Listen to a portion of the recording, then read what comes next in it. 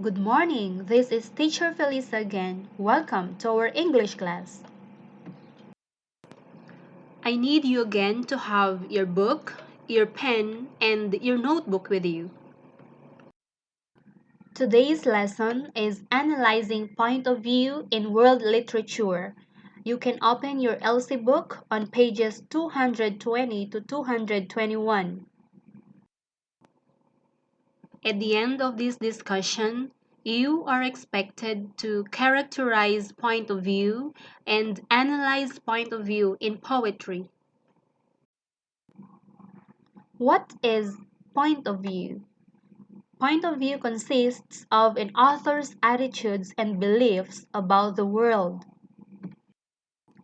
These are some of the factors that can contribute to an author's point of view. First is author's personal experiences.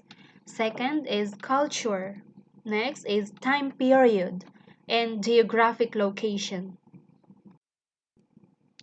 You have just read three poems by poets who lived in different times and places. So as you study these poems, let's think and see on each poet's background.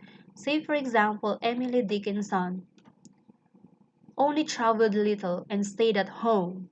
Next is Han Shan, sometimes wrote on rocks, trees, and walls. And Li Po often traveled and spent time at the imperial court. So these three poets have different lives background. So meaning to say, they have these different point of views on different poems that they made. These questions can help you explore how an author's background may relate to a particular work. First is what details in the work point to a certain time period, place, or culture. Next is what images from daily life appear in the work. How might these images reflect the author's home or travels? And lastly, does the writing hint at a philosophy or way of thinking that might be part of the author's background? So these questions can help you explore the author's background.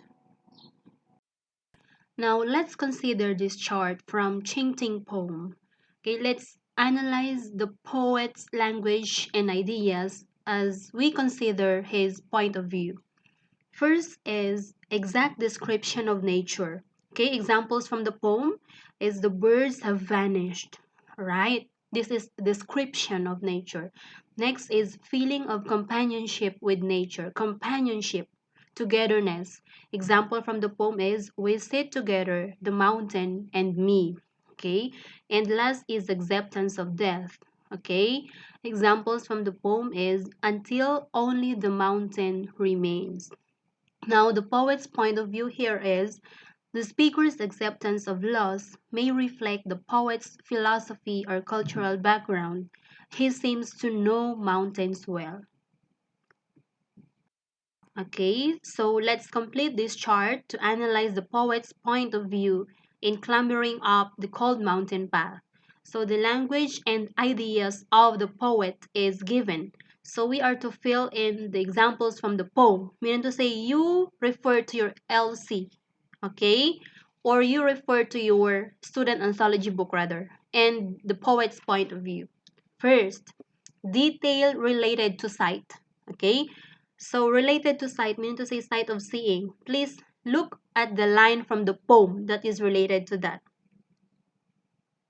Okay, so it is the mist blurred grass, right?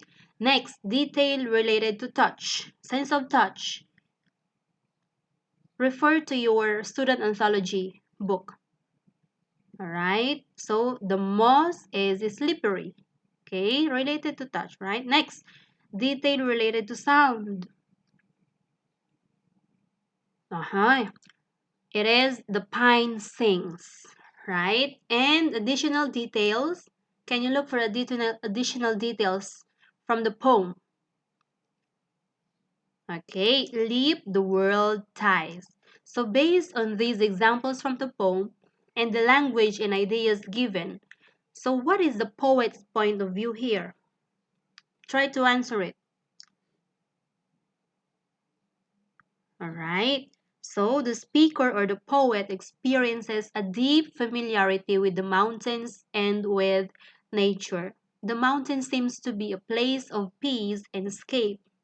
The poet may be influenced by his love of nature. Alright, now for your task, please do this not on your book but in your online accounts. Thank you and see you in the next session.